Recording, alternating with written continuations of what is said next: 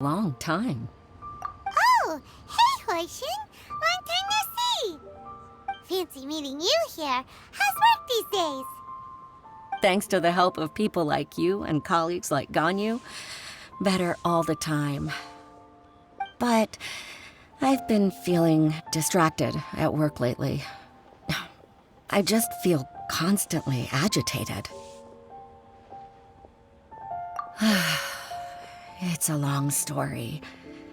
But my father, he's thinking of stepping down from the Tian position due to health issues. Huh? What's wrong with Uncle Tian? Nothing specifically. He's not unwell. He says he's just increasingly low on energy these days.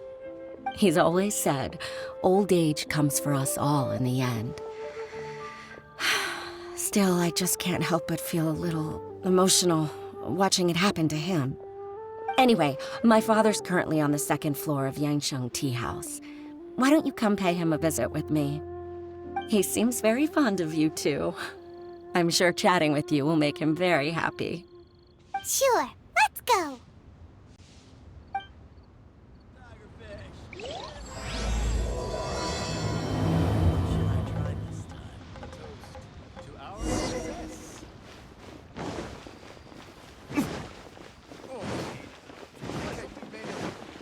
Add Astra. Thank you for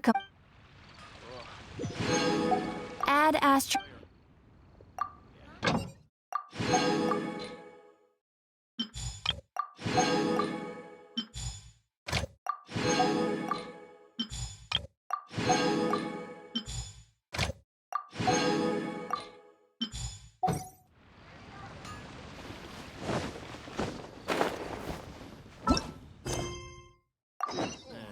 Should I? Not yet. Money.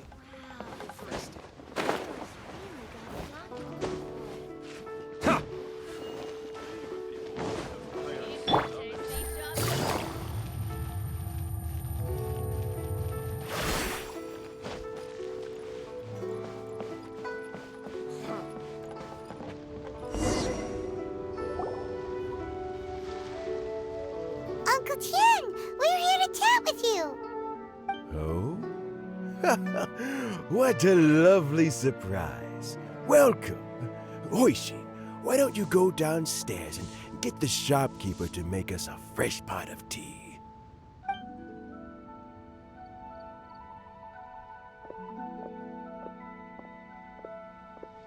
I heard that you've been traveling all over the place recently. I would very much like to hear your adventure stories. Hoishin told you, didn't she? Don't worry, I'm quite all right. It's just the years gradually catching up with me. As I grow older, I'm starting to find that with many things, though the mind is willing, the flesh is weak. Especially recently, I've noticed a rather drastic drop in my energy levels. I am still very much in good standing as the Tianshu today. Nevertheless, I wish to pass on the position before my mental acuity begins to decline beyond redemption. How difficult is it to transfer the Tianshu position? Oh, well, you see, the Tianshu is a rather unique position among the Liyue Qixing. Historically speaking, the Tianshu rarely appears in public. We stay behind the scenes, planning and giving advice, so a public selection process would not be suitable. We also want to keep any prospective Tianshu candidates free from influence by outside forces, so we tend to be as discreet as possible in their assessment and appointment. For these reasons, the incumbent Tianshu typically recommends their candidate of choice, and this is then approved by the other Qixing members. So in other words, you pick someone, and then Lady Keqing, Lady Ningguang, and the other Qixing appoint them? Correct. Unfortunately, due to my health, I won't be able to assess every candidate myself. Not to despair, however, because I found someone exceptionally capable to act on my behalf as assessment officer. In fact, I believe you recently became acquainted with her yourself. Oh? Who is it? I'm heartbroken. I thought it might take you a little longer than this to forget all about me. It's Yelan! Jackpot. Uncle Tian here asked me to assess 3 candidates for him. Fancy joining me?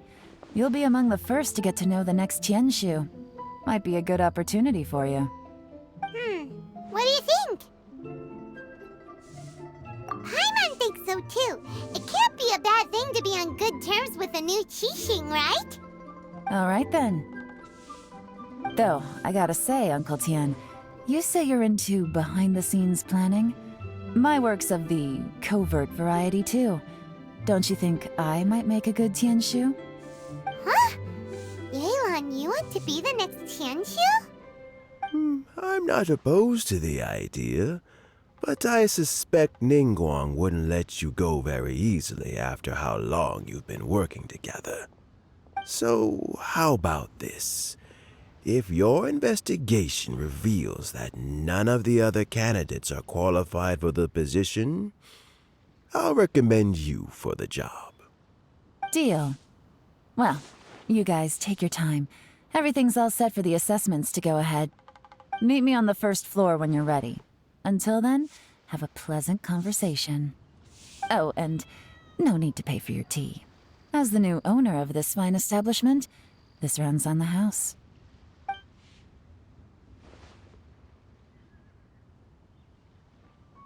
You're all set? Uncle Tian seems really worn down. It's like all his energy's gone. Yeah, it may sound harsh, but Uncle Tian is past his prime. He's not cut out for this anymore. So he's recommended 3 candidates. Their names are Qinwei, Mingbo, and Zhi. Qinwei is a wealthy entrepreneur. Mingbo works at the Liyue Ministry of Civil Affairs, and Zhi is focused on study and travel. Try to keep all that in mind. Of course, it doesn't really matter if you forget, since we'll be assessing them at Yuehai Pavilion in a short while. Qianwei, Mingbo, Zhi. Paimon should be able to remember their names, but what does the assessment involve exactly? Let's leave that until we get to Yuehai Pavilion. All right. Heads in the game, people. The stakes don't get much higher than a change in the Qixing. We can't afford to miss anything, no matter how small. Got it. We'll keep our eyes wide open.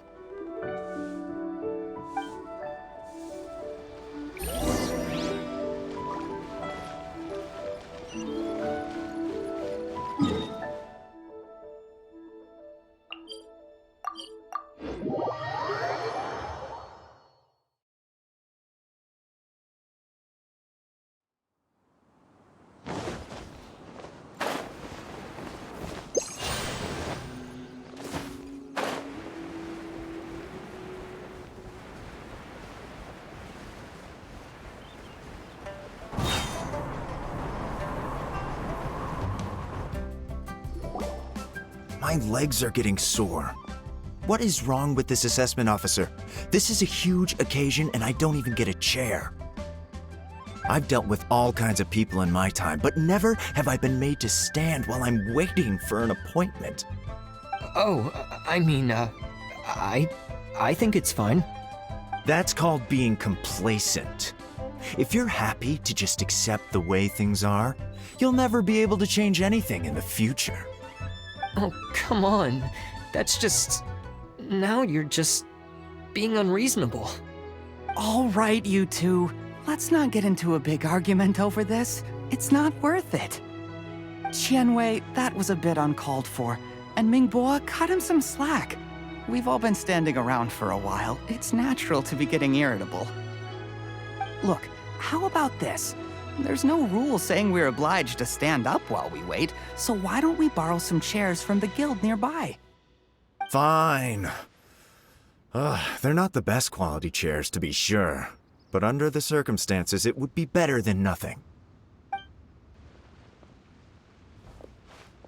It looks like all 3 candidates have arrived. We'll meet them formally soon. Before that, let me run you through the assessment process. I've split it into 2 stages: current affairs and planning, and face-to-face interview. In the first stage, candidates are required to submit a manifesto for Liyue's development. In the second stage, we will ask them some questions in person. Writing a manifesto takes time, so I informed them of this requirement in advance. These are the reports they submitted. Wow, one of them is really thick. It's also worth mentioning a stipulation I gave them. Whoever is appointed as the new Tian will be expected to implement their plan as put forward in their manifesto. Failing the occurrence of some cataclysmic event, they will not be permitted to change their plan. Therefore, these 3 piles of documents in front of us represent where each candidate stands on key policy issues. There's still some time.